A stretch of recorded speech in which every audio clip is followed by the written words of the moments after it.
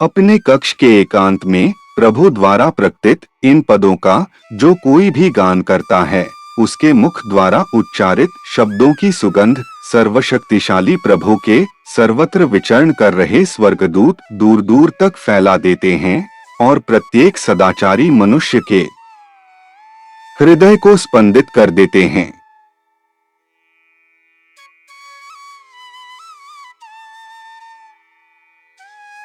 यह उद्धरण हमें एक बहुत ही गहरी आध्यात्मिक सच्चाई की ओर ले जाता है। बहाई शिक्षाओं के अनुसार जब कोई व्यक्ति एकांत में बैठकर प्रभु के वचनों का गान करता है या उनका स्मरण करता है, तो वह केवल एक व्यक्तिगत क्रिया नहीं होती, वह एक आध्यात्मिक शक्ति का संचार बन जाती है। बहाई धर्म में यह सिखाया गया है कि ईश्वर द्वारा प्रकट पद मात्र शब्द नहीं है, बल्कि उनमें दिव्य शक्ति निहित होती है। जब हम उन्हें प्रेम और श्रद्धा से उच्चारित करते हैं, तो वे हमारे हृदय को शुद्ध करते हैं और हमारे भीतर एक नई चेतना जागृत करते हैं। यही कारण है कि यहाँ कहा गया है कि स्वर्गदूत उन शब्दों की सुगंध को दूर दूर तक फैला देते हैं। इसका अर्थ यह है कि हमारे द्वारा किया गया यह छोटा सा आध्यात्मिक प्रयास भी संसार में सकारात्मक प्रभाव उत्पन्न करता है।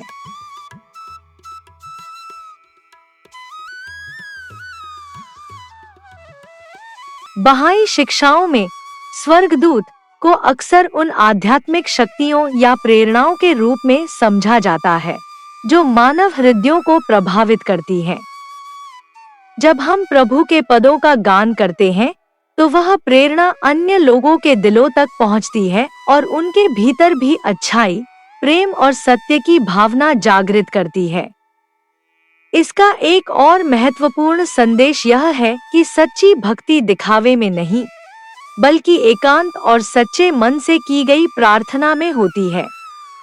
जब हम अकेले में बिना किसी दिखावे के प्रभु से जुड़ते हैं, तो वह संबंध सबसे अधिक शक्तिशाली होता है।